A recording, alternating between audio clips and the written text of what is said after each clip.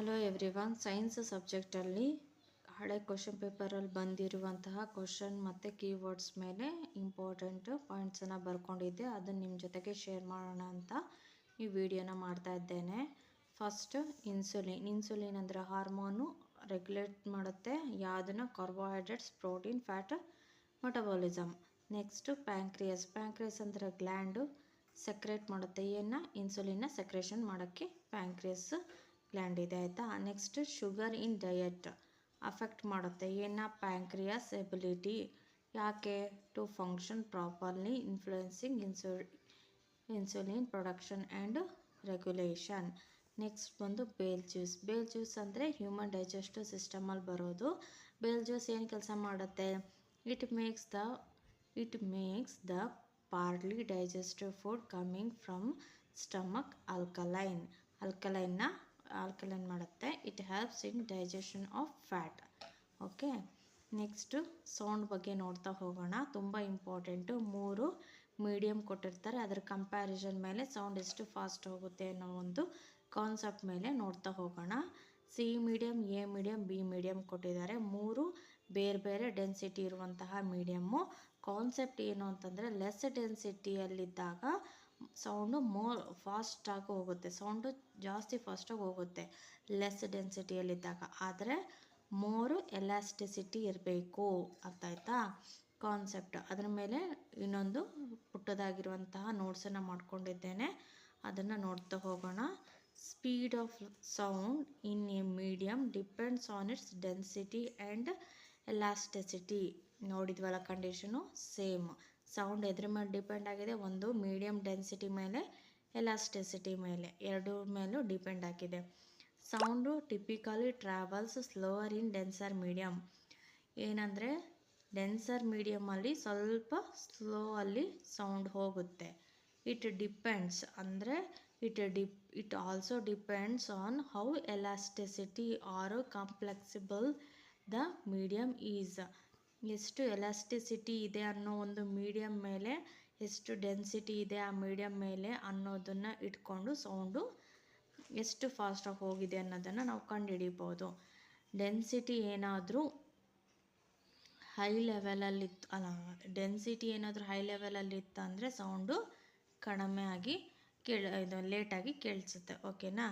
If the elasticity of the medium is similar, sound generally travels faster in lesser density.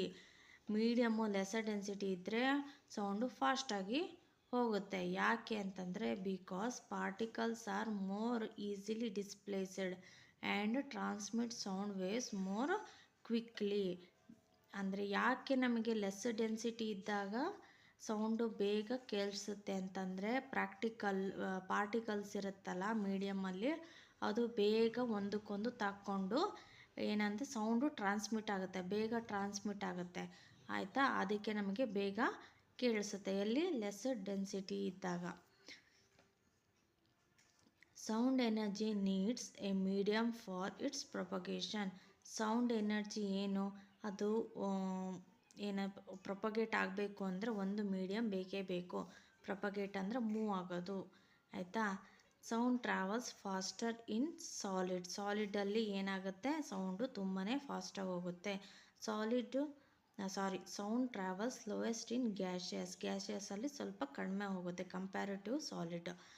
Sound cannot travels in ವ್ಯಾಕ್ಯೂಮಲ್ಲಿ sound ಕೇಳಿಸೋದಿಲ್ಲ, travel ಮಾಡಲ್ಲ.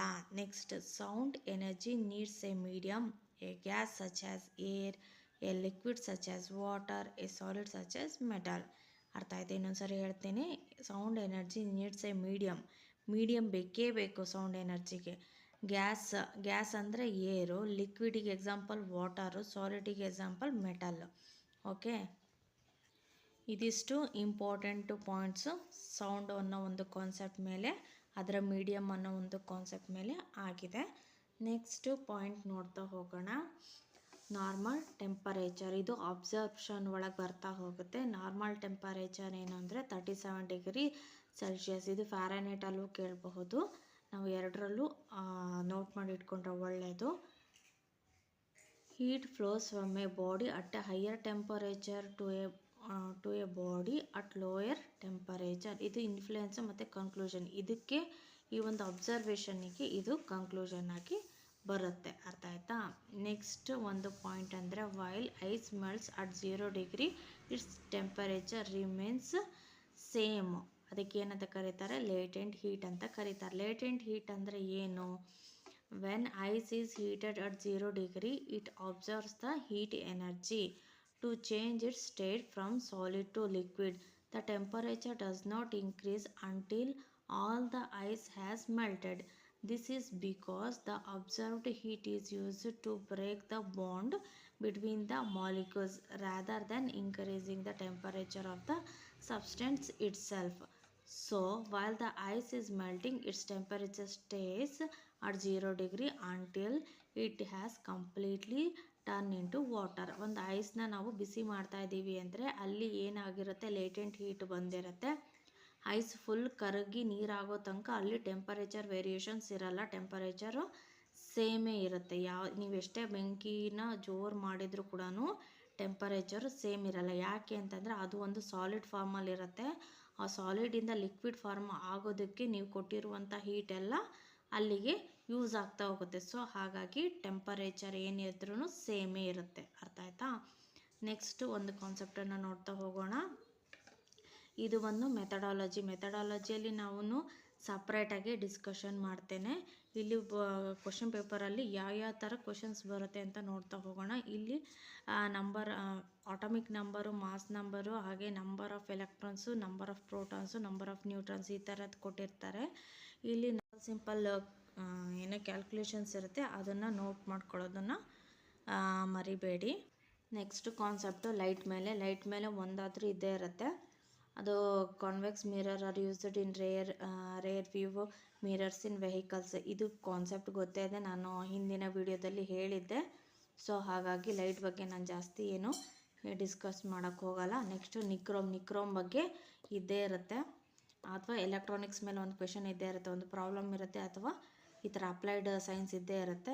ಈ ಒಂದು ಕಾನ್ಸೆಪ್ಟನ್ನು ಓದ್ಕೊಳ್ಬೇಕು ಅಂತಂದರೆ ನೀವು 6th to 8th ಅನ್ನೋ ಒಂದು ಕ್ಲಾಸಸ್ಗಳಲ್ಲಿ ತುಂಬ ಚೆನ್ನಾಗಿರುವಂತಹ ಅಪ್ಲೈಡ್ ಸೈನ್ಸ್ ಕಾನ್ಸೆಪ್ಟ್ಸ್ ಇದೆ. ಅಲ್ಲಿ ಟೆಕ್ಸ್ಟ್ ಬುಕ್ಕನ್ನು ಓದಿದರೆ ಆಲ್ಮೋಸ್ಟ್ ನೀವು ಅಪ್ಲೈಡ್ ಸೈನ್ಸ್ ಕಾನ್ಸೆಪ್ಟನ್ನು ಕವರ್ ಮಾಡಿದ ಹಾಗೆ ಆಗುತ್ತೆ. ನಿಕ್ರೋಮ್ ಬಗ್ಗೆ ತುಂಬಾ